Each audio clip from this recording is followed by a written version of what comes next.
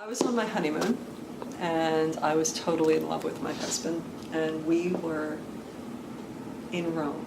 Actually, we spent our honeymoon in Florence, but we went to visit Rome.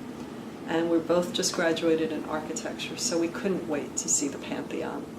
And we walked into the Pantheon, and it was pouring rain, and it was splendid.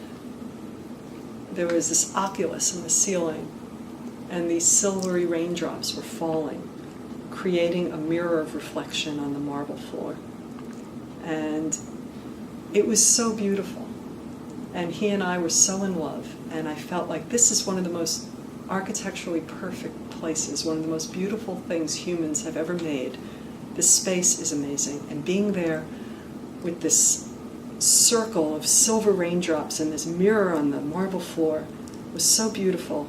And we looked around, and there were Japanese tourists, and they were complaining that it was raining. And there were these German tourists, and they were complaining that it was raining. And there were lots of Americans, and everyone was complaining that it was raining.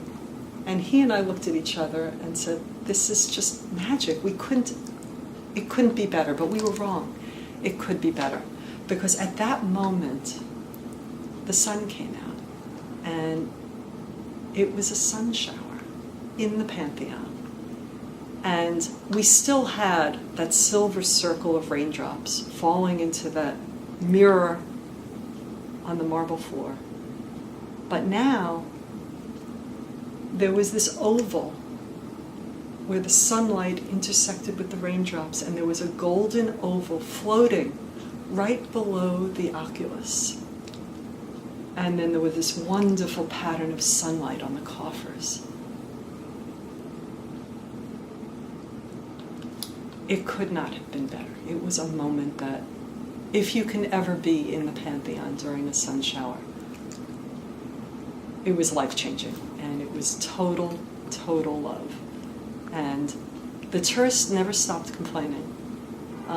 It was kind of like Jeff and I were alone there, because everyone else was in this miserable place of why is it raining on our vacation, and we were in the most beautiful spot in the world, and totally in love with each other, and totally in love with what humans could do, that humans could create a space like this. And now I do three-dimensional sculptures where I do suspended glass, and it is that vision, it is that sun shower, it is the light, the reflections, the shadows that rules everything I do in my artwork.